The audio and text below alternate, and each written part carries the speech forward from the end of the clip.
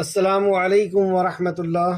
ان الحمد للہ نحمده ونستعینه ونستغفره ونعوذ باللہ من شرور انفسنا ومن سیئات اعمالنا من يهده الله فلا مضل له ومن يضلل فلا هادي له واشهد ان لا اله الا الله واشهد ان محمدا عبده ورسوله رب اشرح لي صدري ويسر لي امری واحلل عقدۃ من لسانی یفقہوا قولی رب زدنی علما رب زدنی علما آمین یا رب العالمین۔ ہر قسم کی تعریف اور شکر اللہ رب العزت کے لیے لائق اور زیبا ہے، جو ساری کائنات کا ایک و تنہا خالق، مالک، مربی اور منتظم ہے۔ درود و سلام ہو انبیاء اکرام پر، خصوصاً نبی مکرم رحمت للعالمین امام الانبیاء محمد رسول اللہ صلی اللہ علیہ وسلم پر اور آپ کے اصحاب۔ معزز سامعین اکرام، آج انشاءاللہ سورہ یوسف کی آیت نمبر 63 سے کلاس رہے گی۔ اللہ رب العزت سے دعا ہے کہ اللہ رب العزت جو حکمتیں اور نصیحتیں سورہ یوسف کے اندر ہے، اے اللہ ان سب کو ہمیں سمجھنے اور اس کے مطابق اپنی زندگی گزارنے کی توفیق عطا فرما۔ اے اللہ اس سورہ مبارکہ میں جس طرح صبر کے تعلق سے بتایا گیا ہے، جو بھی حکمتیں اس کے اندر بتائی گئی ہیں، اے اللہ ان سب کے مطابق ہمیں زندگی گزارنے کی توفیق عطا فرما، آمین یا رب العالمین۔ اعوذ باللہ من الشیطان الرجیم، اے اللہ ہم تیری پناہ میں آتے ہیں شیطان سے۔ اے اللہ تو ہمیں شیطان کے مکر و فریب سے بچا لے کہ وہ تیرے دین سے، تیرے کلام سے ہمیں دور کر دے۔ بسم اللہ الرحمن الرحیم، اللہ کے نام سے جو بڑا مہربان اور بار بار رحم فرمانے والا ہے۔ اس عظیم کام کو ہم اللہ سبحانہ و تعالیٰ کے نام کے ساتھ شروع کرتے ہیں۔ لفظی ترجمے کے اوپر غور کریں، لفظی ترجمہ نکال لیجئے۔ سورہ یوسف آیت نمبر 63۔ فلما تو جب، رجعوا وہ لوٹے، الی ابیہم طرف اپنے والد کے، قالوا انہوں نے کہا، یا ابانا اے ہمارے ابا جان، منیع روک دیا گیا، منا ہم سے، الکیل پیمانہ، غلہ یعنی غلے کا پیمانہ ہم سے روک دیا گیا ہے، اب ہمیں غلہ نہیں دیا جائے گا۔ کب تک؟ جب تک ہم بنیامین کو لے کر کے نہیں چلے جائیں گے، اپنے اس بھائی کو لے کر کے نہیں چلے جائیں گے، عزیز مصر ہمیں غلہ نہیں دے گا۔ فارسل تو بھیج دے، معنا ساتھ ہمارے، اخانا ہمارے بھائی کو، نقتل ہم ناپ بھر غلہ لائیں گے، وَإِنَّا اور بے شک ہم لہو اس کے، لحافظون البتہ حفاظت کرنے والے۔ دو وجہ بتائی کہ ہمیں ناپ بھر غلہ بھی مل جائے گا اور ہم اپنے بھائی کی حفاظت بھی کریں گے۔ قالا کہا، یعقوب علیہ السلام کہتے ہیں، حل نہیں، آمنوکم میں اعتبار کر سکتا تم پر، میں تم پر اعتبار نہیں کر سکتا، علیہم اس کے معاملے میں یعنی بنیامین کے معاملے میں میں تم پر یقین نہیں کر سکتا، الا مگر، کما جیسا کہ، امنتکم اعتبار کیا تھا میں نے تم پر، علی اخیہ اس کے بھائی کے معاملے میں، یوسف کے معاملے میں میں ایک بار تم پر اعتبار کر چکا ہوں۔ دیکھیں ابھی بھی یعقوب علیہ السلام کو یوسف علیہ السلام یاد ہے، من قبل اس سے قبل، فاللہ پس اللہ، خیر بہتر ہے، حافظہ حفاظت کرنے والا، حافظن حفاظت کرنے والا، اور ساتھ میں یہ بھی کہہ رہے ہیں کہ اللہ بہتر حفاظت کرنے والا ہے۔ اللہ سے امید اپنے بچے کے لیے، یوسف علیہ السلام کے لیے ابھی بھی یعقوب علیہ السلام کے دل کے اندر ہے، کیونکہ مومن اللہ رب العزت کی ذات سے، اللہ رب العزت سے مایوس نہیں ہوتا۔ ابھی بھی اتنے سالوں بعد بھی یعقوب علیہ السلام کہتے ہیں، پس اللہ بہتر ہے، فاللہ پس اللہ، خیر بہتر ہے، حافظون حفاظت کرنے والا، اللہ بہتر حفاظت کرنے والا، وہوا اور وہی، ارحم الراحمین سب سے زیادہ رحم کرنے والا اور رحم کرنے والا ہے۔ ولما اور جب، فتحوا انہوں نے کھولا، متاعہم سامان اپنا، وجدوا انہوں نے پایا، بضاعتہم اپنی پونجی کو، ردت جو لوٹا دی گئی تھی، الیہم طرف ان کی۔ یوسف علیہ السلام نے اپنے بھائی بنیامین کو واپس اپنے پاس بلانے کے لیے جو تدبیر کی تھی چار، اس میں سے ایک یہ بھی تھی کہ ان کی پونجی ان کو واپس کر دو، کہیں ایسا نہ ہو کہ پونجی نہ ہونے کی وجہ سے یہ رک جائیں۔ تو انہوں نے جیسی اپنے غلے کو کھول کر کے دیکھا تو ہر کسی کے غلے میں ان کی پونجیاں واپس مل گئی، 10 بھائی کی پونجیاں 10 بھائی کے غلوں میں واپس مل گئی۔ قالو انہوں نے کہا، یا ابانا اے ہمارے ابا، اے ہمارے والد، ماں اور کیا، نبغی ہم چاہتے ہیں، اور ہم کیا چاہتے ہیں؟ دیکھیے ہمارا غلہ بھی مل گیا ہمیں اور پونجی مل گئی. ہاذہی یہ ہے پونجی ہماری، ردت جو لوٹا دی گئی ہے، الینا طرف ہماری، ونمیر اور ہم غلہ لائیں گے، اہلنا اپنے گھر والوں کے لیے، اپنے اہل و عیال کے لیے. اب ایک دوسرے انداز سے بھی سمجھاتے ہیں اپنے والد کو کہ یہ اہل و عیال جو چھوٹے چھوٹے بچے ہیں، گھر کی عورتیں ہیں، ان کے لیے بھی ہمیں غلہ مل جائے گا. وَنَحْفَظُ اور ہم حفاظت کریں گے، اخانا اپنے بھائی کی، وَنَزْدَادُ اور ہم زیادہ لیں گے، کیلا پیمانہ یعنی پیمانہ بھر کے غلہ، ناپ بھر کے غلہ، بعید ایک اونٹ کا، یعنی ایک اونٹ کا غلہ ہمیں اور ملے گا بنیامین کے جانے سے. ذالک یہ کیلن پیمانہ غلہ ہے، یسیر بہت آسان، ہمارے لیے بہت عسر ہے، آسانی کر دی گئی ہے، تو ہمیں ہمارے ساتھ انہیں جانے دیجیے. آئے تفسیر کی طرف، آیت نمبر 63. پھر جب وہ اپنے والد کے پاس لوٹے تو بولے.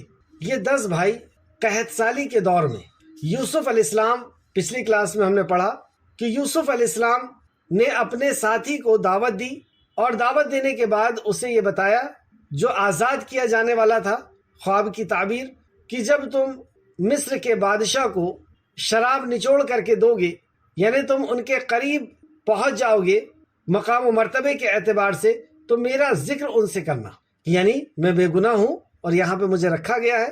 بہرحال اللہ رب العزت کا کرنا ایسا تھا کہ شیطان نے اسے بھلا دیا. عزیز مصر نے ایک خواب دیکھا، اور اس خواب سے وہ بہت پریشان ہو گیا کہ یہ عجیب و غریب خواب، جس کی تعبیر بھی مجھے سمجھ میں نہیں آ رہی، اور وقت کے بادشاہ کا خواب تھا. اس نے وزیروں کو بلوایا، اور اس دور کے جنہیں عالم سمجھا جاتا تھا یعنی کاہن اور جوتشیوں کو بلایا، لیکن ان سب نے یہی کہا کہ ہمیں اس کا علم نہیں ہے، یعنی خواب کی تعبیر کا علم ہم نہیں جانتے. اسی وقت اچانک جو شراب پیش کرنے والا تھا اسے ایک دم سے یاد آ گئی یوسف علیہ السلام کہ خواب کا جیسی اس نے سنا تو وہ خواب اپنا یاد آ گیا. اس نے بادشاہ کو اپنا خواب بتایا کہ میں نے بھی ایک خواب دیکھا تھا اور میرے ساتھی نے بھی ایک خواب دیکھا، اور ہم جیل کے اندر ایک شخص کو بہت نیک سمجھتے تھے، اس کا بہت اچھا کیریکٹر تھا، اس کا بہت اچھے اعمال تھے اس کے، تو ہم اپنے خواب کی تعبیر پوچھنے کے لیے اس کے پاس گئے. بہرحال یہ سارا واقعہ انہوں نے بتایا، اور اس نے جو تعبیر کیا تھا ہو بہو ویسی ہی ہوئی کہ میرے ساتھی کو سولی دے دی گئی، اور پرندوں نے اس کے سر کو نوچ نوچ کر کے کھایا. اور میرے لیے جو تعبیر دیا تھا کہ میں صرف آزادی نہیں کیا جاؤں گا، بلکہ مجھے راج گھرانے میں بادشاہ کے محل کے اندر مجھے عزت کا کام دیا جائے گا، کیونکہ اس دور میں یہ عزت کی بات تھی کہ بادشاہ کو جام پیش کیا جائے.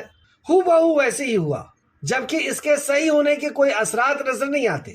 بادشاہ اس کی اس بات کو سن کر کے، اور پھر اس نے کہا کہ مجھے جانے دیا جائے یا تم بھی چلو میرے ساتھ، میں اس کی خبر لے کر کے آتا ہوں، یعنی اس تعبیر جان کر کے آتا ہوں. وہ یوسف علیہ السلام کے پاس گیا تو یوسف علیہ السلام نے اسے ڈانٹا پھٹکارا نہیں کہ اتنے سالوں کے بعد تم یہاں پر آ رہے ہو، میں نے تمہارا کام فوراً کیا تھا اور تم نے میرا کوئی کام نہیں کیا، اور تم احسان فراموش ہو، اور اب میرے پاس تعبیر لینے آئے ہو. نہیں دوں گا تعبیر، مجھے آزاد کرو یہاں سے، میرے اوپر ظلم ہو رہا ہے. اس قسم کی کوئی بات نہیں، اور انہوں نے فوراً خواب کی تعبیر بتا دی. اس بات سے بادشاہ بہت خوش ہوا، اور وہ یوسف علیہ السلام کو پہچان گیا کہ یہ علم کے ساتھ ساتھ ایک بہترین کردار کے ایک شخص ہیں، جنہوں نے اپنے بدلے کے تعلق سے نہیں سوچا، اپنی آزادی کے تعلق سے نہیں سوچا، بلکہ میری رعایا کے تعلق سے سوچا، کہ انہوں نے یہ خواب بتا دیا کہ اس ذریعے سے میں اپنی رعایا کو یعنی مصر والوں کو بچا سکتا ہوں. اور بادشاہ کے لیے یہ بہت اہم بات ہوتی ہے کہ اس کی رعایا کی حفاظت کرنا، اس کے ملک کی حفاظت کرنا، یہ ایک بہت بڑی ذمہ داری بادشاہ کے اوپر ہوتی. تو بادشاہ ان سے خوش ہوا اور کہا کہ یوسف کو میرے پاس لاؤ، میں اسے اپنے پاس اونچا مقام دوں گا. یوسف علیہ السلام نے منع کر دیا اور کہا کہ میرے اوپر جو الزام لگا ہے پہلے اس کا ازالہ کیا جائے، ان عورتوں سے پوچھو کس کی غلطی تھی. بہرحال مصر کے بادشاہ نے عزیز مصر کی بیوی کو بھی بلوایا، اور بھی دوسری عورتوں کو بلوایا جنہوں نے ہاتھ اپنے کاٹ لیے تھے. جنہوں نے ہاتھ کاٹے تھے انہوں نے فوراً کہہ دیا کہ ہم نے یوسف کے اوپر کوئی برائی نہیں دیکھی. عزیز مصر کی بیوی نے بھی دیکھا کہ جب بات سامنے آ چکی ہے تو اس نے بھی کہا کہ عزیز مصر کی بیوی نے بھی کہا کہ یوسف کو میں نے پھسلایا تھا، لیکن وہ اپنے عزم اور ارادے کے اندر مضبوط رہا، اس نے کوئی غلطی نہیں کی۔ اور یہ بات یوسف علیہ السلام نے کیوں کہی تھی کہ پہلے میرے کیریکٹر کے اوپر جو داغ لگا ہوا ہے اسے صاف کیا جائے؟ وہ یہ وجہ تھی کہ کہیں اس کے ساتھ میں جب دعوت کا کام کروں گا، اللہ کے دین کی طرف بلاؤں گا، تو لوگ میرے طرف انگلیاں اٹھائیں گے کہ تم خود اپنے اعمال کو دیکھ لو۔ تو یوسف علیہ السلام کے اعمال غلط نہیں تھے، یعنی انہوں نے عزیز مصر کے پیچھے ان کی امانت میں خیانت نہیں کی تھی، اور امانت میں خیانت ایک بڑا جرم ہے۔ تو جو انسان کے ساتھ امانت میں خیانت نہیں کرتا، وہ اللہ رب العزت کی امانت میں خیانت کیسے کر سکتا ہے؟ اور نبی تو اللہ کی امانت کو لے کر کے آتے ہیں بندوں تک پہنچانے کے لیے، امت تک پہنچانے کے لیے۔ اس لیے اس کا ازالہ ضروری تھا کہ میں امانت میں خیانت کرنے والا نہیں ہوں۔ نہ عزیز مصر کی امانت یعنی اس کی بیوی کے اندر میں نے خیانت کی، جبکہ ایک بڑی مصیبت تھی آپ کے سامنے کہ ایک طرف حسین و خوبصورت عورت، عیش و آرام، عزت، اور دوسرے طرف جیل۔ لیکن یوسف علیہ السلام نے جیل کو پسند کیا، لیکن اللہ رب العزت کی نافرمانی کو آپ نے پسند نہیں کیا۔ بہرحال یوسف علیہ السلام جیل سے نکالے گئے۔ آپ نے بادشاہ کو کہا کہ بادشاہ نے جب آپ کو اونچا مقام دیا اور ایک بڑا منصب عطا کیا، جس کا ذکر آیت نمبر 54 میں کیا، بادشاہ نے کہا انہیں میرے پاس لاؤ، میں اسے اپنی ذات کے لیے مخصوص کروں گا، اپنے خاص لوگوں میں رکھنے کا انہوں نے کہا، یعنی یہ ہمارے اہل مشورہ ہوں گے، ملک کے اندر کب کیا کرنا ہے اس کا مشورہ دینے والے ہوں گے، انہیں اونچا مقام میرے پاس دیا جائے گا، میرے قریب لاؤ۔ تو جب یوسف علیہ السلام وہاں پہ پہنچے تو یوسف علیہ السلام نے اپنے لیے یہ طے کیا کہ مجھے زمین کے خزانوں پر مقرر کر دیا جائے، یعنی زمین کی جو پیداوار ہوتی ہے اس پہ مجھے مقرر کیا جائے، بے شک میں خوب نگہبانی کرنے والا اور خوب جاننے والا ہوں۔ یوسف علیہ السلام نے جس طرح اب بادشاہ کے خواب کی تعبیر دی تھی کہ مصر کے اوپر ایک بہت بڑی مصیبت منڈرا رہی ہے، مصر اور اس کے آس پاس کا علاقہ اس کی چپیٹ میں آنے والا ہے، 7 سال قحط سالی ہونے والی ہے، اور 7 سال قحط سالی یعنی 7 سال بارش نہیں ہوگی، زمین غلہ نہیں نکالے گی، سبزیاں نہیں نکلے گی۔ 1 سال اگر بارش نہ ہو تو سبزیوں کا نام و نشان ختم ہو جائے گا۔ سبزیاں تو 2 اور 3 مہینے میں نہیں اگائی جاتی ہے، 1 سال بارش نہ ہو سبزیاں ختم۔ کچھ غلے جو پچھلے سال کے بچے ہیں وہ یوز کیے جا سکتے ہیں، دوسرے سال وہ بھی ختم ہو جائیں گے، تیسرے سال غلوں کا بھی نام و نشان ختم۔ تو جب کھانے کی کوئی چیز نہیں رہے گی، نہ سبزی رہے گی، نہ غلہ رہے گا، تو انسان کیا کھائے گا؟ سوائے اس کے پاس موت کے اور کچھ نہیں ہو سکتا۔ 7 سال کوئی چھوٹے موٹے سال نہیں تھے۔ یہ ایک بہت بڑا چیلنج تھا مصر کے لیے کہ اپنی عوام کی وہ حفاظت کیسے کرے۔ اس فکر کو اور اس ذمہ داری کو سمجھتے ہوئے اور انسانیت کی تڑپ اور فکر کہ یوسف علیہ السلام کا یہ ملک نہیں ہے، لیکن آپ یہاں پہ پروان چڑھے ہیں، یہاں پہ آپ بڑے ہوئے ہیں، انسانیت کی فکر ہے آپ کو۔ انہوں نے یہ نہیں کہا کہ میرے اوپر تم نے ظلم کیا تھا، میری جوانی 7 سال تم نے جیل کے اندر گزروا دی، اور اس قسم کی اور بھی بہت سی باتیں وہ کر سکتے تھے، لیکن اس کے بعد بھی آپ خادم بننا پسند کیے کہ میں رعایا کے لیے، لوگوں کے لیے یہ خدمت دینا چاہتا ہوں۔ مجھے علم ہے کہ غلے کو 7 سال کس طریقے سے بچایا جا سکتا ہے، اور اسے کس طریقے سے ڈسٹریبیوٹ کیا جائے گا، کس طریقے سے اس کو بانٹا جائے گا۔ اور اللہ رب العزت نے ان کو ایک بڑی سلطنت کا مالک بڑی سلطنت عطا فرمائی۔ ایسی سلطنت آیت نمبر 56 سے پتہ چلتا ہے کہ ایسی سلطنت اللہ رب العزت نے عطا فرمائی کہ ان کے اوپر کوئی بولنے والا نہیں تھا، وہ جہاں چاہتے تھے زمین پر جاتے تھے، اور جہاں چاہتے تھے جب تک رہتے تھے اور واپس آتے، اپنی مرضی کے انہیں مالک۔ یہ بادشاہت ایک غلام کو اللہ رب العزت نے اتنی بڑی بادشاہت کا یعنی عزیز مصر بنایا، مصر کا کہ خزانوں کا مالک بنایا اللہ سبحانہ و تعالیٰ نے۔ وجہ کیا تھی اس کے پیچھے؟ اس کے پیچھے اللہ رب العزت نے وجہ بتائی آیت نمبر 56 اور 57 کے اندر کہ وہ محسنین میں سے تھے، وہ نیکوکاروں میں سے تھے، ایمان والے تھے، وہ تقوی والے تھے۔ 3 صفت اللہ سبحانہ تعالیٰ نے کہ وہ ایمان والے تھے، اور ایمان والا ہونا یہ ایک بہت بڑی صفت ہے۔ اللہ نے فرمایا ایمان والے کے لیے ولی الذین آمنوا یخرجوہم من الظلمات الی النور، میں ایمان والوں کا ولی ہوں، میں ایمان والوں کا دوست ہوں۔ بہرحال ایمان اپنا ایک بڑا موضوع ہے اور بہت بڑی فضیلت ہے ایمان والے ہونا، اور اس کے ساتھ ساتھ تقوی بھی ان کے اندر تھا، ایمان کے ساتھ عمل بھی تھا اور تقوی کے اندر کی زندگی تھی۔ ایمان جب اکیلا آتا ہے کہیں پر، عمل اس کے اندر شامل ہوتا ہے، تو ایمان و عمل بھی تھا اور تقوی بھی تھا۔ یہ وہ نعمت تھی جس نعمت کی بنا پر اللہ رب العزت نے نبوت جیسی بڑے منصب سے سرفراز فرمایا اور دنیا کی بادشاہت آپ کے قدموں کے اندر ڈال۔ یوسف علیہ السلام کے ساتھ 7 سال خوب اچھی بارش ہوئی، اور جو غلہ ہوتا گیا یوسف علیہ السلام نے اس کو اپنے علم کے مطابق جو اللہ نے عطا کیا تھا بالیوں کے اندر رکھ کر کے اسٹور کیا۔ بالیوں کے اندر اس لیے کہ اگر اس کا دانہ باہر نکال لیا جائے گا تو وہ خراب ہو سکتا ہے، اس کے اندر کیڑے لگ سکتے ہیں، گھن وغیرہ لگ سکتی ہے، حفاظت کے لیے اسی کے اندر رکھا گیا۔ اور ہر سال صرف اتنا ہی نکلواتے جتنا بونا ہوتا، جتنا اگانا ہوتا، بیج بنانا ہوتا، یا جتنا لوگ کھانے کے لیے ضرورت ہوتی۔ 7 سال جب گزر گئے اور قحط سالی کے وقت شروع ہو گیا، سوکھا پڑ گیا، بارش کا نام و نشان ختم ہو گیا، انسان کی غذائیت ختم ہو گئی، سبزیاں اگنا بند۔ جب پانی نہیں ہے تو سبزی کیسے ہوگی؟ دانے اگنا بند ہو گئے۔ 2 سال گزرتے چلے گئے اور پوری دنیا کے اندر یا اس علاقے کے اندر ایک ہاہاکار مچ گیا کہ ہم کیا کھائیں۔ لوگ اس حالت میں آ گئے کہ اب ان کی موت ہے۔ مصر والوں کو تو پتا تھا کہ عزیز مصر ہمیں غلہ دے رہے ہیں، لیکن آس پاس کے ملکوں کو جب یہ بات پتا چلی کہ مصر کے پاس اتنا غلہ ہے کہ وہ دوسروں کو بھی دے رہا ہے، تو دوسرے لوگ بھی وہاں پر پہنچنے لگے، اور یہ قحط سالی کنعان تک پہنچ گئی۔ کنعان جو سیریا یعنی شام کا علاقہ ہے، سیریا کا علاقہ ہے، جہاں اسرائیل آج جبر کر رہا ہے، وہاں پر یوسف علیہ السلام کے والد یعقوب علیہ السلام اور ان کے بھائی رہتے تھے۔ وہاں تک قحط سالی پہنچ چکی تھی، تو ان کے بھائی بھی اور ان کا گھرانہ بھی قحط سالی میں پریشان تھا۔ ان کے بھائیوں نے رخ کیا مصر کی طرف، اور 10 بھائی مصر پہنچے۔ مصر میں جیسے ہی آپ کے سامنے پہنچے، یوسف علیہ السلام نے منٹوں میں انہیں پہچان لیا کہ یہ تو میرے بھائی ہیں، لیکن ان لوگوں نے انہیں نہیں پہچانا۔ یوسف علیہ السلام نے پھر برداشت کیا، صبر کیا، اور کوئی انتقام نہیں لیا، انہیں فوراً جیل میں نہیں ڈلوایا، فوراً انہیں کوڑے نہیں لگوائے، انہیں معاف کیا اور ان کی عزت افزائی کی، انہیں غلہ دیا، لیکن نہیں بتایا کہ میں تمہارا بھائی ہوں۔ ان سے پوچھا کہ تمہارے گھر میں اور کون ہے؟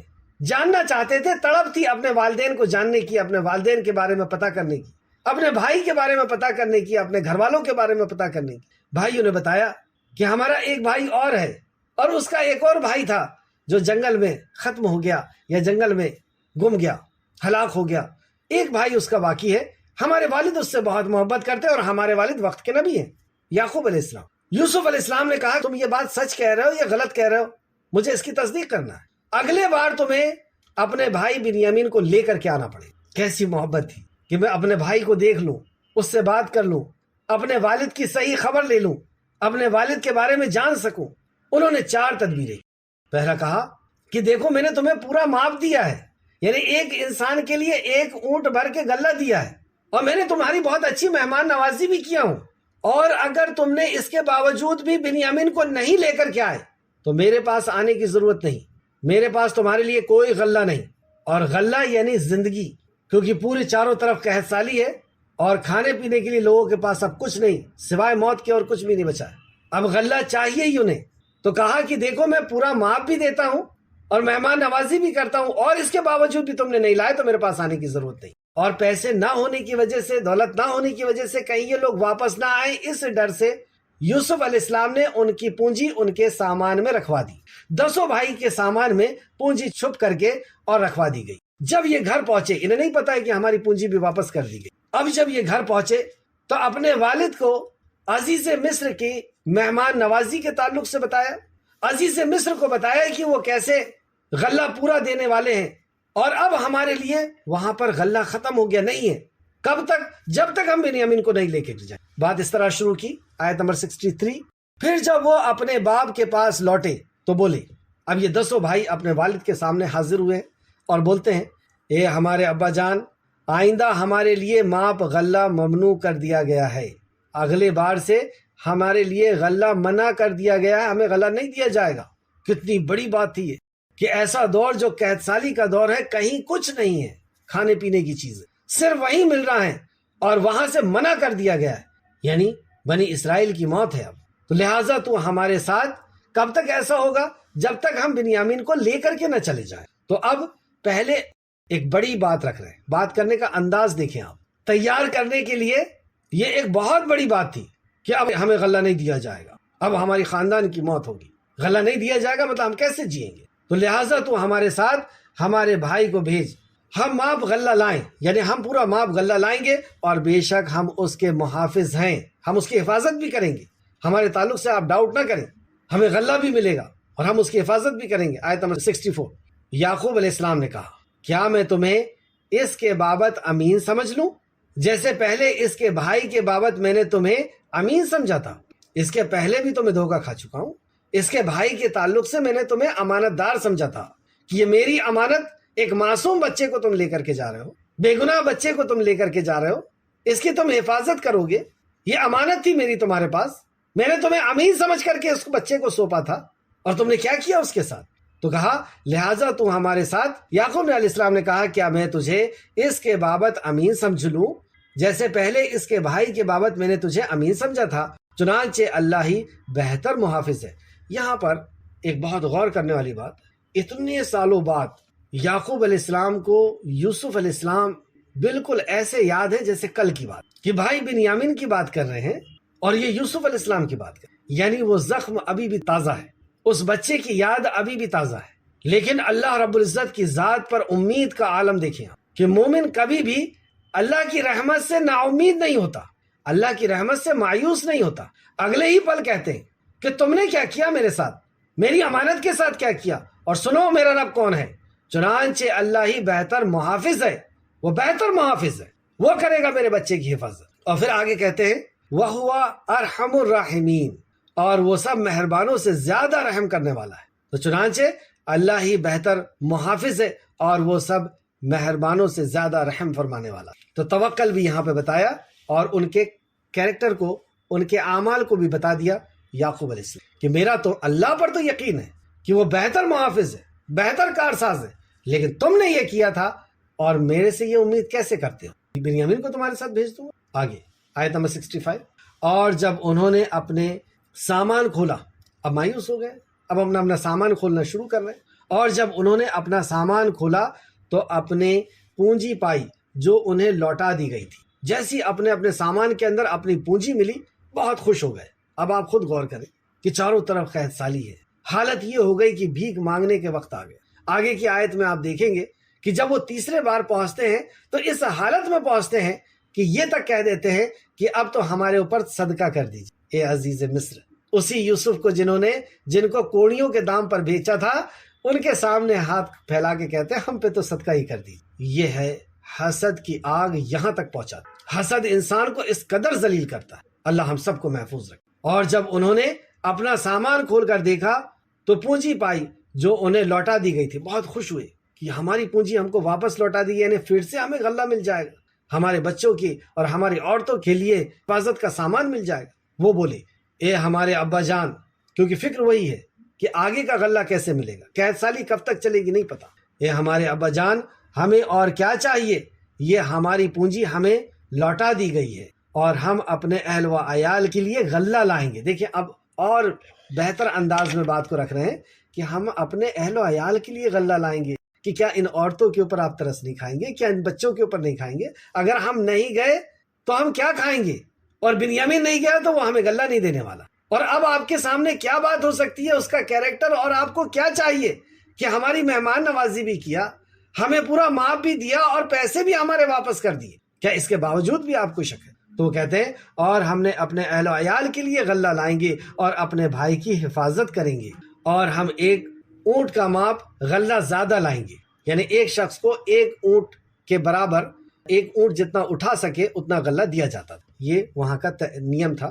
یہ ماپ غلہ ملنا تو بہت آسان ہے، بنیامین اگر چلا جائے گا تو اس کو بھی مل جائے گا اور ہم 10 کو بھی مل جائے گا، یعنی 11 اونٹ غلہ ہم کو مل جائے گا۔ یعقوب علیہ السلام کہتے ہیں اور یعقوب علیہ السلام نے کہا میں اسے تمہارے ساتھ ہرگز نہیں بھیجوں حتیٰ کہ تم مجھے اللہ کے پختہ عہد دے کر تم ضرور اسے میرے پاس لاؤ گی، میں اسے ہرگز نہیں بھیجوں گا حتیٰ کہ، یہاں تک کہ تم مجھے اللہ کی پختہ عہد دو کہ تم اسے ضرور میرے پاس لاؤ گی، یعنی قسم کھاؤ کہ تم بنیامین کو ضرور میرے پاس لاؤ، سوائے اس کے کہ تم گھیر لیے جاؤ۔ شرعی عذر بھی بتا دیا کہ اگر تمہیں کوئی گھیر لے، تمہیں کوئی قیدی بنا لے، تمہیں کوئی حادثہ تمہارے ساتھ ہو جائے تو بات الگ ہے، لیکن اگر کوئی حادثہ نہیں ہوتا ہے، تم قیدی نہیں بنائے جاتے ہو، تم نہیں گھیرے جاتے ہو، نہیں پکڑے جاتے ہو، نہیں تمہارے ساتھ کوئی جنگ کرتا ہے، تو تم قسم کھاؤ کہ بنیامین کو میرے پاس لاؤ۔ پھر جب انہوں نے اسے اپنا پختہ عہد دیا، وہ بولا جو کچھ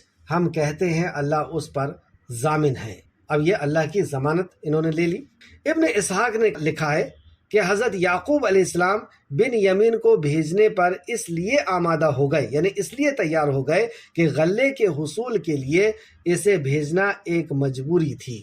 اگر یہ مجبوری نہیں ہوتی تو نہیں بھیجتے۔ غلہ بغیر اس کے نہیں ملتا، اس وجہ سے بھیج دی۔ اور غلے کے بغیر چارہ کار نہ تھا، غلے کے بغیر بنی اسرائیل کو بچانے کا چارہ کار نہ تھا، اس لیے مجبوراً اسے ان کے ساتھ بھیجنا پڑا۔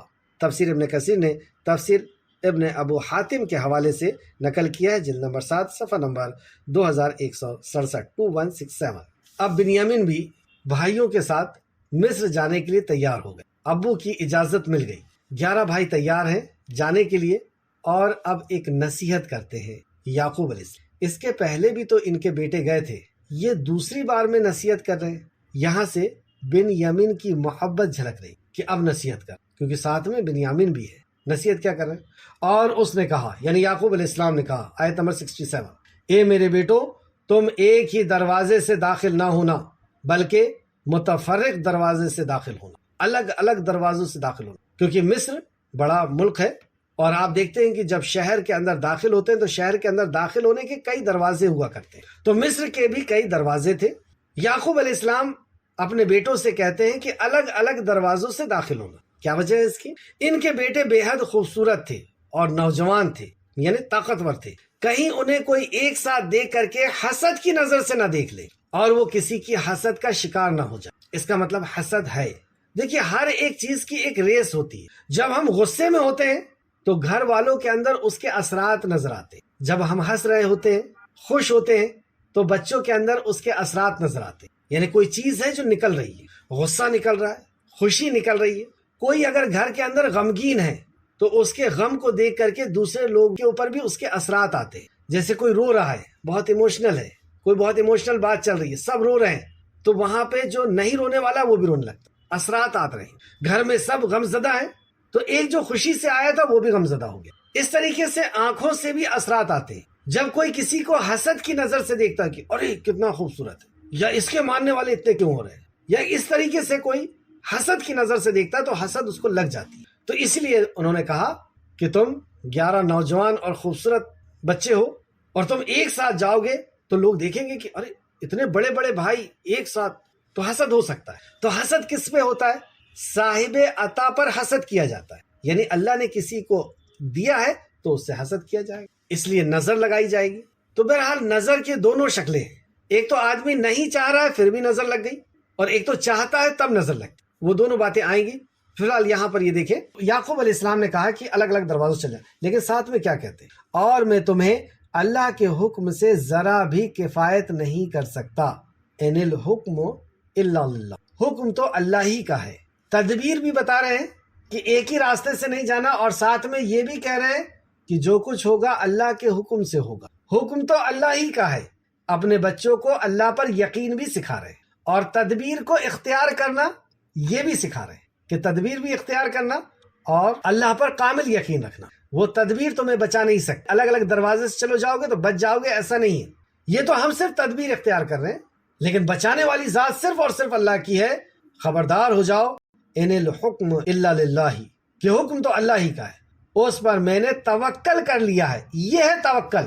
تو توکل کے اندر دو چیز، ایک تدبیر کا اختیار کرنا اور دوسرا اللہ پر کامل یقین، یہ دو چیز مل کر کے توکل بن۔ اللہ پر کامل یقین، پہلا تدبیر اختیار کرنا۔ جیسے اگزامپل کے طور پر ایک صحابی رسول نبی مکرم صلی اللہ علیہ وسلم کے پاس آئے اور کہا کہ یا رسول اللہ، اونٹ کو باندھ کر اللہ پر توکل کروں یا اونٹ کو چھوڑ کر کے اللہ پر توکل کروں؟ رسول مکرم صلی اللہ علیہ وسلم نے فرمایا اونٹ کو باندھو پھر اللہ پر توکل کرو۔ تو تم نے باندھ دیا ہے وہ بچ جائے گا ایسا نہیں ہے، تمہیں صرف تدبیر اختیار کرنا ہے، بچانے والی ذات اللہ کی ہے، توکل اللہ پر کرنا۔ اور آگے آپ فرماتے اور توکل کرنے والوں کو اسی پر توکل کرنا چاہیے، اور توکل کرنے والوں کو اللہ ہی پر توکل کرنا چاہیے۔ تو تدبیر کو اختیار کریں، ذرائع کو اختیار کریں، اور یقین اللہ رب العزت، دوا کھا لیں یقین اللہ کے اوپر کہ اللہ بچائے گا۔ توکل کے تعلق سے چند حدیث سماعت فرمائیں۔ مفسرین کی ایک بڑی جماعت اس آیت سے نظر بد سے مراد لیا ہے، میرے مفسرین نے اس آیت سے نظر بد مراد لیا ہے۔ اس سے ثابت ہوتا ہے کہ نظر کا لگنا لگ جانا ایک ثابت شدہ عمل ہے۔ سیدنا ابو ہریرہ رضی اللہ عنہ بیان کرتے ہیں رسول اللہ صلی اللہ علیہ وسلم نے فرمایا نظر لگنا برحق ہے، یعنی نظر لگتی ہے۔ یہ متفقن علیہ روایت ہے، بخاری شریف حدیث نمبر 5740 اور مسلم شریف حدیث نمبر 2187۔ اس طرح دوسری حدیث سیدنا ابو امامہ بن سہل بن حنیف رضی اللہ عنہ بیان کرتے ہیں کہ عامر بن ربیعہ رضی اللہ عنہ نے دیکھا کہ سہل بن حنیف رضی اللہ عنہ نہا رہے تھے۔ انہوں نے کہا کہ میں نے آج تک اتنا حسین جسم کبھی نہیں دیکھا۔ نظر کس کی لگ رہی ہے؟ عامر بن ربیعہ رضی اللہ عنہ، صحابی رسول ہے۔ تو اس سے یہ پتہ چلا کہ دشمن کی ہی نظر لگتی ہے ایسا ضروری نہیں ہے، ماں کی نظر بھی بچوں کو لگ سکتی ہے، بھائی کی نظر بھی لگ سکتی ہے۔ یعنی یہ ایسا کہا انہوں نے کہ ارے یہ کیسا جسم ہے، ایسا جسم تو میں نے آج تک نہیں دیکھا، اتنا خوبصورت۔ اور پھر آگے کہتے ہیں یہ تو پردہ نشین لڑکی سے بھی زیادہ خوبصورت ہے، یہ تو پردہ نشین لڑکی سے بھی زیادہ خوبصورت ہے، ایسا جسم میں نے نہیں ہے۔ یہ کہنا تھا کہ سہل بے ہوش ہو کر کے گر گئے۔ یعنی اس انداز میں کسی کی تعریف کرنا، خواہ وہ بچہ ہو، ہمارے کوئی دوست ہو، ہمارے کوئی پڑوسی ہو یا دشمن ہو، دشمن تو کسی کو رکھنا ہی نہیں ہے بہرحال، تو ایسا نہیں کہنا چاہیے۔ ایسا کہنے سے ہماری نظر اس کو لگ جائے۔ تو نظر سے بچنے کے لیے کیا کریں؟ تو جب بھی ہم کسی خوبصورت بچے کو دیکھیں تو ماشاء اللہ الحمدللہ کہیں، بارک اللہ لکا کہیں کہ اللہ تجھ پہ برکت عطا فرمائے، یہ نعمت کی اور برکت دے، تو اس سے نظر نہیں لگتی۔ اور اگر ایسے الفاظ نہیں استعمال کریں گے تو نظر لگ سکتی ہے، یہ بھی اللہ کے حکم سے ہوگا۔ چلے آگے چلتے ہیں حدیث میں۔ انہیں رسول اللہ صلی اللہ علیہ وسلم کے پاس لایا گیا اور درخواست کی گئی کہ اے اللہ کے رسول سہل کے معاملے میں کچھ کیجیے، یعنی سہل کے معاملے میں کچھ کیجیے۔ اللہ کی قسم وہ تو سر تک نہیں اٹھاتے، یعنی ایسے ہو گئے ہیں، وہ بالکل گرے ہوئے پڑے ہیں، وہ اپنا سر بھی اٹھانے کی طاقت نہیں رکھتے، ان کے بارے میں کچھ کیجیے یا رسول اللہ۔ تو رسول اللہ صلی اللہ علیہ وسلم نے فرمایا کیا تم کسی پر نظر لگنے کی تہمت لگاتے ہو؟ یعنی تم کسی کے اوپر یہ کہتے ہو کہ اس کی نظر لگ گئی ہے، کیفیت کو دیکھ کر کے، اس سمٹمز کو دیکھ کر کے سمجھ گئے کہ ان کو نظر لگی ہوگی۔ تو انہوں نے کہا کہ کیا تمہیں پتا ہے کہ اس کو کسی کی نظر لگی ہے، تم کسی کے اوپر الزام لگاتے ہو؟ تو لوگوں نے کہا کہ عامر بن ربیعہ نے انہیں دیکھا تھا۔ رسول اللہ صلی اللہ علیہ وسلم نے عامر بن ربیعہ کو بلایا اور آپ نے فرمایا تم میں سے کیوں کوئی نظر کی وجہ سے اپنے بھائی کو تکلیف پہنچاتا ہے؟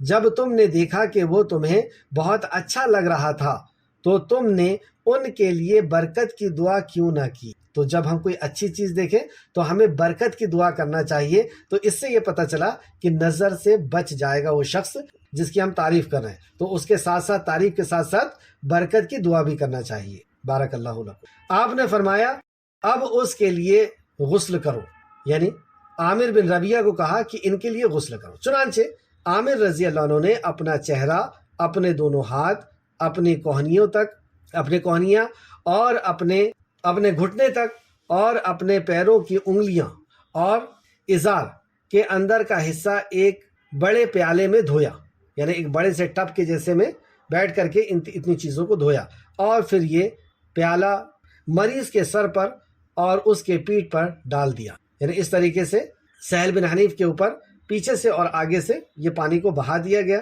جب یہ کام ہو چکا تو سہل رضی اللہ عنہ ٹھیک ہو گئے اور لوگوں کے ساتھ اٹھ کر چلنے پھرنے لگے، یعنی فوراً ٹھیک ہو گئے اور لوگوں کے ساتھ چلنے پھرنے لگے جیسے اب انہیں کوئی تکلیف ہی نہ رہی تھی، جیسے کوئی تکلیف ہی نہیں تھی، ایسے وہ ٹھیک ہو۔ موطا امام مالک حدیث نمبر 2، مستدرک حاکم جلد نمبر 3 جلد نمبر 3 صفحہ نمبر 447 447 اور حدیث نمبر 15706۔ ایک اور حدیث دیکھتے ہیں۔ سیدنا عبداللہ بن عباس رضی اللہ عنہ بیان کرتے ہیں رسول اللہ صلی اللہ علیہ وسلم نے فرمایا نظر لگنا حق ہے، اور کوئی چیز تقدیر پر، اب یہ غور سے سنیں، کوئی چیز تقدیر پر سبقت کرتی تو نظر کرتی، اور اس سے یہ پتہ چلا کہ تقدیر کو نظر نہیں بدل سکتی، لیکن اتنی سخت چیز ہے کہ کوئی چیز اگر تقدیر کو متاثر کرتی تو وہ نظر تھی، سبقت کرتی تو وہ نظر کرتی۔ اور جب تم سے نظر کی وجہ سے نہانے کے لیے کہا جائے تو نہا لیا کرو۔ کیا برا ہوتا ہے اس میں؟ اگر نہا لے تو نہا لیا کرو، یہ رسول اللہ کا حکم ہے صلی اللہ علیہ وسلم۔ مسلم شریف حدیث نمبر 2188۔ بس ایک حدیث اور دیکھیں۔ سیدنا عبداللہ بن عباس رضی اللہ عنہ بیان کرتے ہیں رسول اللہ صلی اللہ علیہ وسلم حسن و حسین رضی اللہ عنہما پر ان کلمات کے ذریعے سے دم کیا کرتے تھے اور فرمایا کرتے تھے تمہارے باپ ابراہیم علیہ السلام بھی اسماعیل اور اسحاق علیہ السلام پر یہی کلمات پڑھ کر دم کیا کرتے تھے۔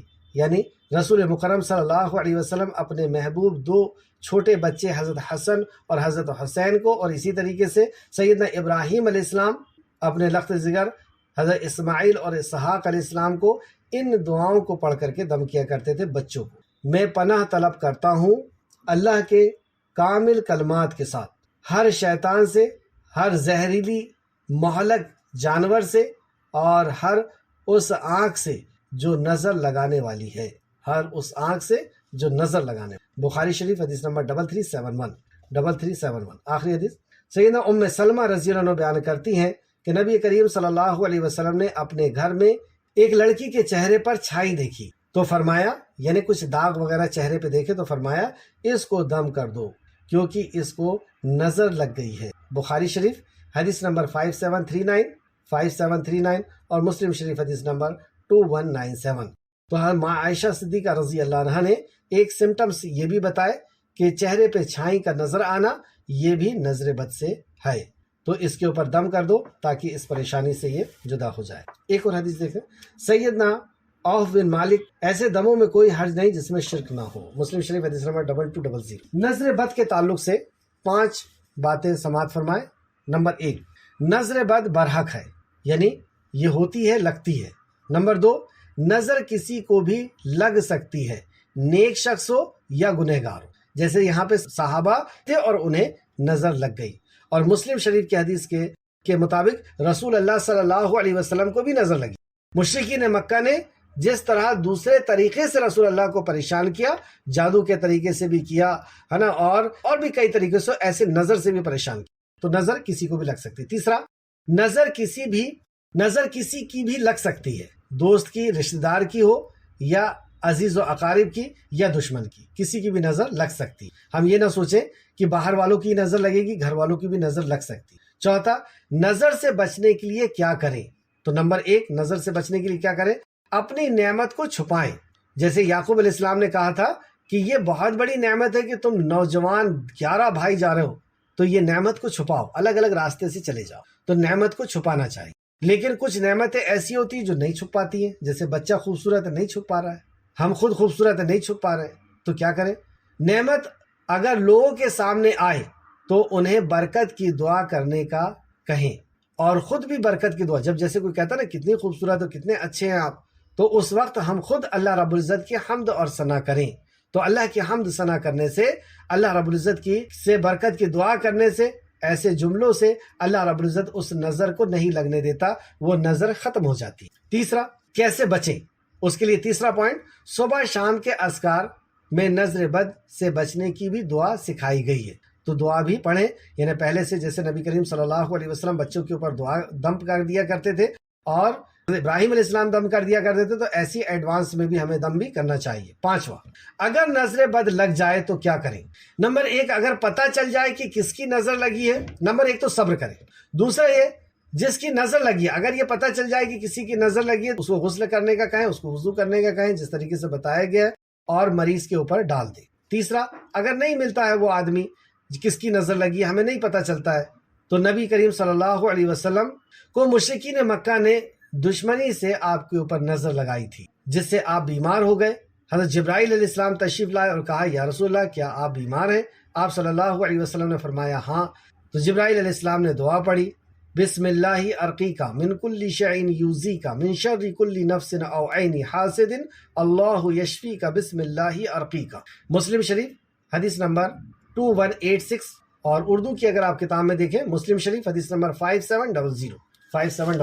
واپس آئیں اپنے کلاس کی طرف، ہم تھے آیت نمبر 67 میں۔ یوسف علیہ السلام کے سارے بھائی مصر کے اندر داخل ہو رہے ہیں، اور یعقوب علیہ السلام کی نصیحت کے مطابق آیت نمبر 68، اور جب وہ داخل ہوئے جہاں سے ان کے باپ نے انہیں حکم دیا تھا، یعنی الگ الگ دروازوں سے، وہ انہیں اللہ کے حکم کی ذرا بھی نہیں بچا سکتے تھے۔ یعنی تدبیر تو انہوں نے اختیار کی، لیکن اللہ سبحانہ تعالیٰ فرما رہا ہے کہ اللہ کے اذن سے، اللہ کے حکم سے ذرا بھی نہیں بچا سکتی تھی ان کی یہ تدبیر۔ مگر یعقوب کے دل میں ایک حاجت یعنی خواہش تھی، وہ پوری کر چکا، اور بلا شبہ ہماری تعلیم دینے کی وجہ سے وہ صاحب علم تھا، یعنی یہ علم کا تقاضا ہے کہ توکل اس طریقے سے کیا جائے کہ تدبیر بھی اختیار کی جائے اور یقین پورا اللہ سبحانہ تعالیٰ۔ اور آخر میں اللہ فرماتا ہے آیت نمبر 68 میں لَيَعْلَمُونَ، اور لیکن اکثر لوگ علم نہیں رکھتے، لیکن اکثر لوگ جو ہیں وہ اس بات کا علم نہیں رکھتے ہیں۔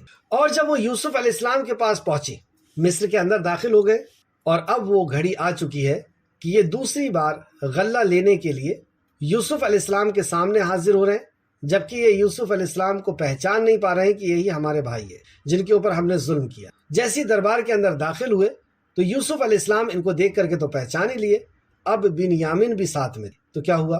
اور جب یوسف کے پاس پہنچے تو اس نے اپنے بھائی کو یعنی سگے بھائی کو یعنی بنیامین کو اپنے پاس جگہ دی اور کہا۔ تو جیسے یہ لوگ وہاں پہ پہنچے تو یوسف علیہ السلام نے ان کی مہمان نوازی کے لیے انہیں شاہی مہمان بنایا، ان کی عزت افزائی کی، ان کے ساتھ صلہ رحمی کی اور حسن سلوک کیا، اور کئی نوازشیں ان کے ساتھ ہوئی۔ پھر چپکے سے بنیامین کو ان کے بیچ میں سے نکلوا کر کے اور اپنے پاس بلایا، اور وہاں پہ جب یہ دونوں آپس میں بیٹھ گئے تو یوسف علیہ السلام ان سے جو بات کرتے ہیں اللہ رب العزت نے اس کو ذکر کیا آیت نمبر 69۔ اور جب وہ یوسف کے پاس پہنچے تو اس نے اپنے سگے بھائی یعنی بنیامین کو اپنے پاس جگہ دی اور کہا بے شک میں تیرا بھائی ہوں، لہٰذا تو اس کا غم نہ کر، جو کچھ وہ کرتے ہیں یعنی جو کچھ بھی انہوں نے کر چکے ہیں، ابو کو جو پریشانی دے چکے ہیں، جو تکلیف دے چکے ہیں، اور تیرے بھائی سے تیرے بھائی کو جدا کر دیے تھے، جو تکلیف تجھ پہ پہنچی ہے، اس کا تو غم نہ کر۔ ساتھ میں دیکھیں سب سے پہلے تو صبر کی تلقین کر کہ غم نہ کر، برداشت کر لو، صبر کر لو، اور دوسرا یہ بتا بھی رہے ہیں کہ یہ خبر ان کو نہیں دینا کہ میں ہی یوسف ہوں، یہ راز کی بات ہے ہم دونوں کے بیچ میں۔ اور تیسری بات یہ بتاتے ہیں، پہلا تو تلقین کیا، نصیحت کی کہ صبر کرو، عظیم نعمت ہے صبر، اللہ ہم سب کو عطا فرمائے، لہٰذا تو اس پہ غم نہ کر، جو کچھ وہ کرتے ہیں اس پہ غم مت کر یعنی صبر کر۔ اور یہ بات بتانا نہیں ان لوگوں کو کہ میں یوسف ہوں اور تمہیں یہ بات پتہ چل گئی ہے، یہ راز ابھی نہیں کھولنا ہے، یعنی ہر بات ہر وقت بتانے کی نہیں ہوتی۔ کیوں نہیں بتا رہے ہیں یوسف علیہ السلام؟ کیا راز ہے اس کے پیچھے؟ بہت بڑا راز جو انشاءاللہ آگے ہم کو پتہ چلے۔ تیسری بات کہتے ہیں کہ میں تجھے اپنے پاس روکنا چاہتا ہوں، میں چاہتا ہوں تو میرے پاس رہے، یہاں پہ عزت کے ساتھ رہے، یہاں پہ نعمتوں کے بیچ میں رہے، تو میں تجھے روکنے کی کوئی تدبیر کروں گا، آیت نمبر 7۔ پھر جب یوسف نے ان کے سامان تیار کروا دیے تو اپنے بھائی کے سامان میں ایک پیالہ رکھ دیا۔ اب تدبیر شروع ہو رہی کہ سامان سب کا پیک ہو رہا ہے، اور یوسف علیہ السلام نے اپنے کسی کام کرنے والے سے، اپنے آدمی سے کہا کہ بنیامین کے سامان میں شاہی پیالہ رکھ دیا جائے، جس سے بادشاہ پیالے کو استعمال کرتا، وہ پیالہ کسی ایک آدمی کے اندر رکھ دو۔ پھر ایک پکارنے والے نے کہا اے قافلے والو، یقیناً تم چور ہو۔ راز یہ تھا کہ یوسف علیہ السلام بنیامین کو کیسے روکیں، مصر کا یہ قانون نہیں تھا کہ ہم کسی کو روک سکیں، اور یعقوب علیہ السلام کی شریعت میں یہ قانون تھا کہ کسی نے اگر چوری کی ہے تو چوری کے بدلے اسی کو روک لیا جائے گا۔ جیسے ہماری شریعت کے اندر یہ قانون ہے کہ کسی نے اگر چوری کی ہے اور چوری ایک حد تک پہنچ گئی ہے اور گواہ مل چکے ہیں اور جو بھی شرائط ہیں وہ پورے ہو چکے ہیں تو اس کے ہاتھ کاٹ دیے جائیں گے۔ لیکن یعقوب علیہ السلام کی شریعت کے اندر یہ تھا کہ جس نے چوری کیا ہے وہ چوری کے بدلے وہاں پہ روک دیا جائے گا، رہن رکھ دیا جائے گا۔ تو یوسف علیہ السلام نے اس پیالے کو بنیامین کے اندر رکھوا دیا۔ اب پیچھے سے ایک پکارنے والا پکارتا ہے کہ اے قافلے والے رک جاؤ، تم چور ہو۔ یہ 11 کی 11 پلٹ کر کے ان کی طرف دیکھتے ہیں اور کہتے ہیں، وہ ان کے طرف متوجہ ہو کر بولے تم کیا چیز گم پاتے ہو؟ آیت نمبر 72۔ انہوں نے کہا کہ ہم بادشاہ کا پیالہ گم پاتے ہیں، اور جو شخص اسے لائے اس کے لیے اونٹ بھر غلہ ہے اور میں اس کا ضامن ہوں۔ تو پکارنے والے نے کہا کہ بادشاہ کا پیالہ گما ہے، اور تم میں سے اگر کسی نے اس کو لا دیا، اس پیالے کی خبر دے دی، تو اس کے لیے انعام رکھا گیا ہے، اور انعام 1 اونٹ غلہ اس کو دیا جائے گا۔ اور غلے کی قیمت آپ سمجھ رہے ہیں کہ غلے کی قیمت زندگی ہے، کیونکہ غلہ کہیں نہیں ہے۔ وہ بولے اللہ کی قسم، اب یہ 10 بھائی کہتے ہیں اللہ کی قسم یقیناً تمہیں علم ہے کہ ہم اس ملک میں فساد کرنے نہیں آئے اور نہ ہم چور ہیں، ہم فساد کرنے نہیں آئے اور ہم چور بھی نہیں ہیں، اور اللہ کی قسم کھا کے کہتے ہیں۔ انہوں نے کہا پھر اس چور کی کیا سزا ہے؟ اگر تم جھوٹے ہوئے، اس چور کی کیا سزا ہے تم ہی بتا دو۔ اگر تم جھوٹے ہوئے اور تم میں سے کسی کے اندر وہ سامان مل گیا، وہ پیالہ مل گیا، تو چور کی کیا سزا ہونا چاہیے؟ وہ بولے اس کی سزا یہ ہے کہ جس کے سامان میں وہ ملے یعنی وہ پیالہ مل جائے وہی شخص اس کا بدلہ ہوگا، اس پیالے کا بدلہ وہی ہوگا جو مل جائے۔ یعنی یعقوب علیہ السلام کی شریعت کے اندر یہ تھا کہ چور کی سزا اسی کو رکھ لیا جائے، ہم ظالموں کو اسی طرح سزا دیا کرتے، یہ انہوں نے بتایا کہ ہمارا قانون یہ تھی تدبیر۔ تو چنانچہ یوسف علیہ السلام اپنے بھائیوں کے بوروں سے پہلے ان کے بوروں کو تلاش کرنے لگے، چنانچہ یوسف علیہ السلام اپنے بھائی کے بوروں سے پہلے ان کے بوروں کو تلاش کرنے لگے، یعنی ڈائریکٹ بنیامین کے بورے کو تلاش نہیں گئے، جبکہ وہ جانتے تھے کہ بنیامین کے پاس ہے، لیکن انہیں شک نہ ہو جائے اس لیے کیا کیا، پہلے ان 10 بھائیوں کے بوروں کو چیک کیا، پھر اس نے اپنے بھائی کے بورے میں سے وہ پیالہ نکال لیا۔ اب یوسف علیہ السلام نے بنیامین کے بورے میں سے وہ پیالہ، اس طرح ہم نے یوسف علیہ السلام کے لیے تدبیر کی۔ کون کر رہا ہے یہ تدبیر؟ اللہ سبحانہ تعالیٰ کر رہا ہے۔ اللہ فرماتا ہے اسی طرح ہم نے یوسف علیہ السلام کے لیے تدبیر کی۔ کیا نتیجہ نکلا؟ کیا سبق ملتا ہے؟ کہ ظاہری فیصلے پر متاثر نہیں ہونا چاہیے، اس کے پیچھے کچھ نہ کچھ راز ہے اللہ سبحانہ تعالیٰ۔ اللہ نے وقتی طور پر تو انہیں چور بنا دیا، جبکہ انہوں نے چوری نہیں کی بنیامین، تو ظاہر میں ایسا لگ رہا ہے کہ غلط ہو گیا۔ ہمارے ساتھ بھی کچھ حادثے ایسے ہوتے ہیں جو ہمیں ایسا لگتا ہے یہ بہت غلط ہو گیا، لیکن وہ ہمارے رب نے، اور کون رب؟ جو رحمان اور رحیم ہے، جس کے علاوہ کوئی رحمان اور کوئی رحیم نہیں، اسی کی رحم کے بنا پر مخلوق ہم پہ رحم کرتی ہے، ماں باپ اور دوسرے رشتہ دار ہم پہ رحم کرتے، اس رحمان کا فیصلہ ہے، ضرور اس کے پیچھے کوئی حکمت۔ یہ ہمیں بہت بڑا نصیحت اور سبق ملتا ہے اس۔ اور دوسرا، بنیامین کیسے اطاعت گزار تھے اپنے بھائی کے، یوسف علیہ السلام کے، کہ یوسف علیہ السلام نے کہہ دیا کہ اب یہ تدبیر کی جا رہی ہے، خاموش رہنا ہے اور اپنے بارے میں اور میرے بارے میں بتانا بھی نہیں ہے، تو اطاعت کا بھی پتہ چلا۔ اور اللہ رب العزت کے ہر فیصلے کے اندر کوئی حکمت ہے، یہ بہت عظیم بات ہے۔ آگے چلیں، اور یہ بس یہیں پہ میں اپنی کلاس ختم کروں گا، وقت کا پتہ نہیں چلا۔ وہ اس بادشاہ کے قانون کی روح سے تو اپنے بھائی کو پکڑنے کا مجاز نہ تھا، مگر یہ کہ اللہ چاہے، یعنی بادشاہ کے قانون کے مطابق وہ اپنے بھائی کو اپنے پاس نہیں رکھ سکتے، مگر یہ کہ اللہ چاہے۔ لیکن اگر اللہ چاہتا ہے تو قانون کتنے بھی رہیں، اللہ جو چاہتا ہے وہ ہوتا ہے، کیونکہ اصل قانون تو اللہ ہی کا چلتا ہے، ملک اللہ کی، دنیا اللہ کی، اور حکم اللہ کا۔ اللہ فرماتا ہے ہم جس کے چاہیں درجے بلند کرتے ہیں۔ اس ایک جملے سے ہمیں پتہ چلا کہ اللہ رب العزت بعض کو بعض پر فضیلت ادا کرتا ہے، فضیلت عطا کرتا ہے، جیسے انبیاء میں 5 نبیوں کو فضیلت، اور اس پہ نبی مکرم صلی اللہ علیہ وسلم کو فضیلت، مہینوں میں رمضان المبارک کے مہینے کو فضیلت، عورتوں میں ماں عائشہ کو فضیلت، اس طریقے سے بعض کو بعض پر اللہ رب العزت فضیلت عطا کرتا ہے۔ وقت میں آخری پہر کے وقت کو اللہ نے فضیلت بخشی، کتابوں میں آسمانی کتاب قرآن مقدس کو اللہ رب العزت نے فضیلت بخشی، تو ہم جس سے چاہتے ہیں درجے میں بلند کرتے، اور ہر صاحب علم کے اوپر ایک زیادہ علم والا ہے، تو ہر علم والے کے اوپر ایک علم والا ہے، اور سب علم والوں کے اوپر اللہ رب العزت۔ علم کیا ہے؟ علم عمل کا نام ہے، رٹنا، یاد کرنا، معلومات حاصل کرنا، یہ علم نہیں ہے۔ جس علم پر عمل نہ ہو، جس علم پر عمل ہے وہی ہمارا ہے، جس علم پر عمل ہے وہی ہمارا ہے، ورنہ جس علم پر عمل نہیں ہے وہ تو ہم پر حجت ہے۔ بہت قیمتی بات میں نے کہا، پھر سے آپ سمجھ کر لیں۔ علم عمل کا نام ہے، رٹنا، یاد کرنا، معلومات حاصل کرنا، یہ علم نہیں ہے۔ علم کیا ہے؟ جس علم پر ہمارا عمل ہے وہی ہمارا ہے، جس علم پہ ہمارا عمل ہے وہی ہمارا ہے، ورنہ جس علم پر عمل نہیں وہ تو ہم پر حجت ہے۔ کل حشر کے میدان میں وہ علم ہمارے اوپر حجت بن جائے گا کہ اللہ یہ جانتا تھا اس کے بعد اس نے نہیں کیا، تو وہ علم تو حجت ہے ہمارے اوپر، اور علم وہ ہے جس پہ ہمارا عمل ہو۔